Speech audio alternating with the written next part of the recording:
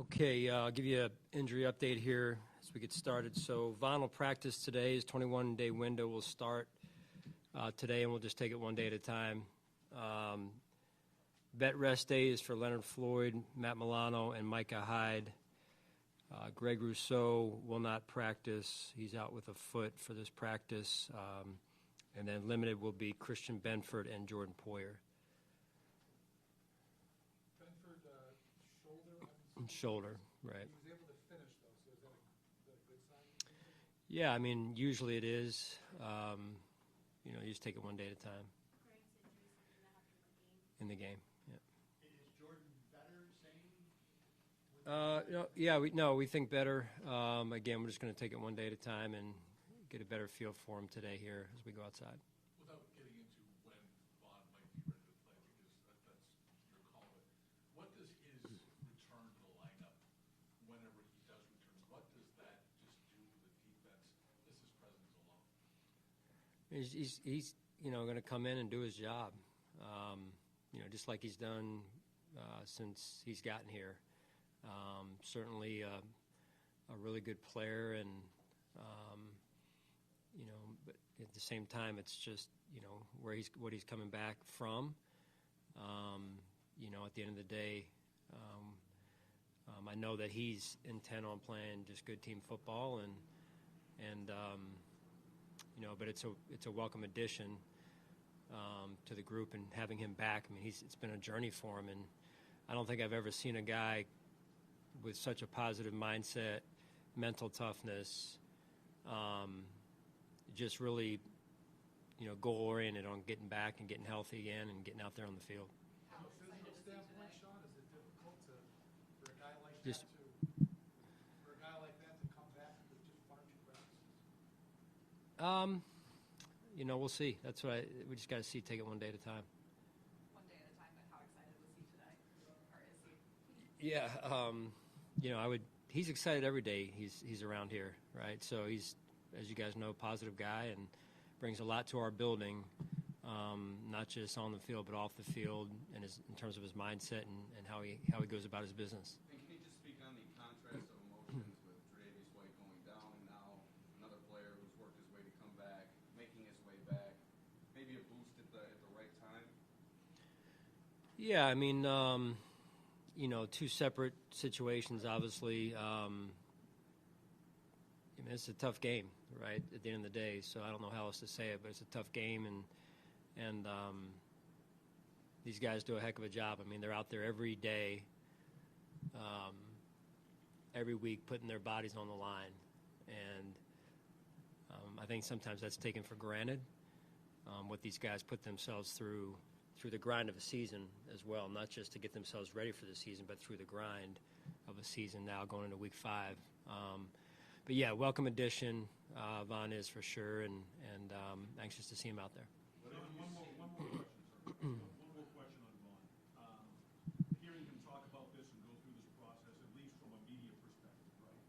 He's been so anxious and eager to get back in, but at the same time is giving you and Brandon credit for, making the decision to have him start the year on PUP or whatever, because he realizes that the idea is to have him healthy and contributing when the games really matter most late in the year and potentially into the postseason. How has it been for you, like dealing with him? And I would think his experience and his maturity kind of is significant in that process as he goes through. Yeah, I mean, he's a pro.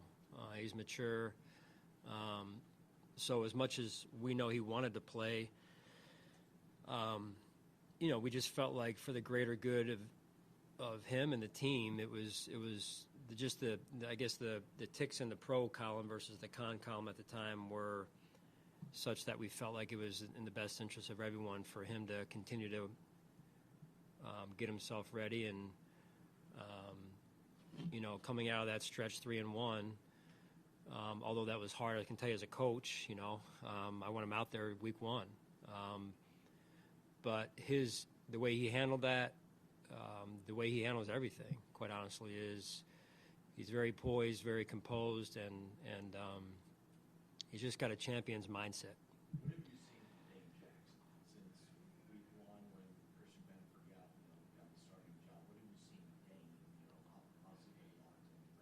Yeah, I mean, great example. And I was asked this the other day. Great example of controlling the things you can control, and taking all your concerns and putting them in another bucket and letting those go, but focusing on what you can control, what's right in front of you. And I'm sure, he'd probably tell you, he was disappointed, and but outside of a very few, just a couple minutes maybe that I was around him and I could just tell. But that's the competitor in him, where you're down a little bit. But he's been nothing but exceptional in his mindset as well, and his willing to contribute in any role to the team, and he's just done a phenomenal job. And when he's gotten out there, he's been ready to go. Sean, you haven't done this London trip before.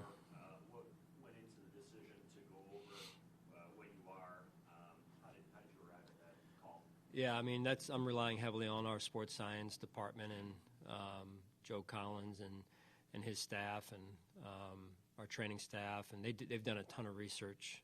Joe's actually from there, so done a ton of research over the years, and now it's ramped up, obviously, this off season, and making sure we're going about it the right way here. It seems like, for better or worse, you're trying to treat this as much like a road game. I know it's technically a home game for you, but as much like a road game as possible. Is that accurate?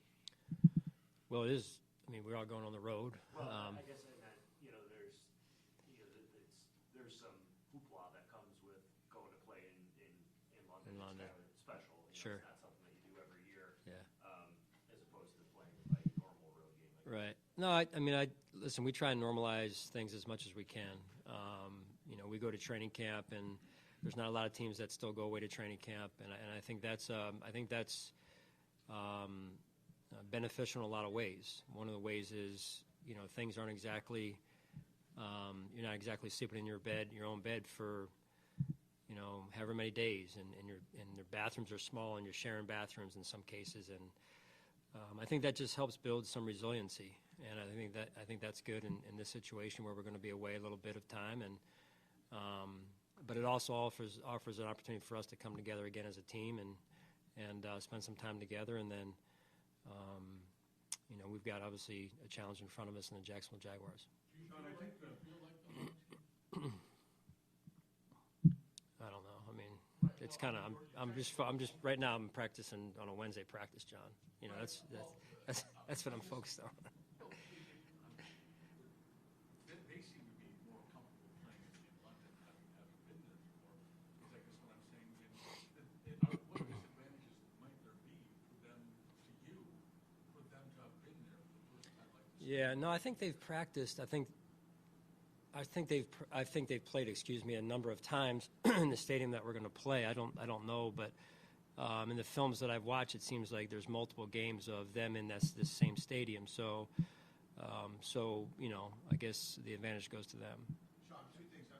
You said Joe Collins, right? I just want to get the name right. Joe Collins, yeah. Thank you very much. Right.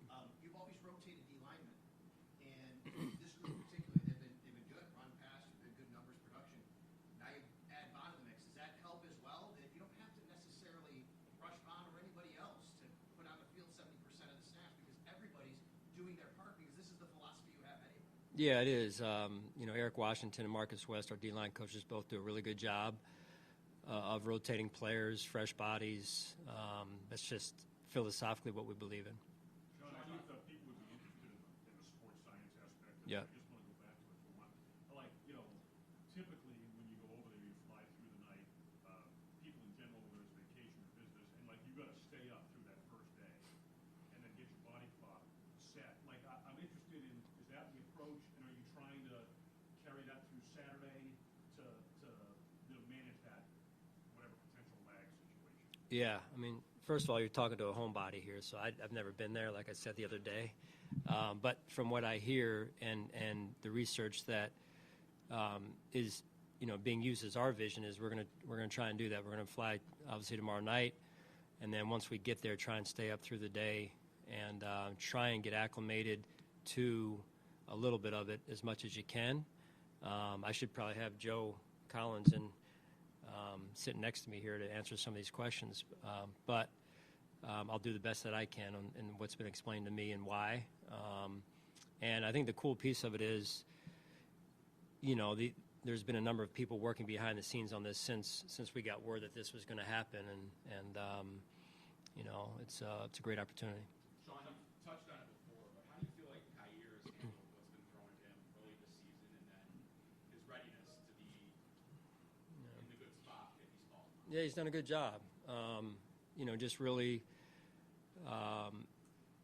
Kyer is just a second-year player, and Dane is a little bit, beyond that in terms of his number of years in the league and what he's experienced and witnessed firsthand. So probably a little bit more of a new situation for Kyer as far as that goes, of not playing.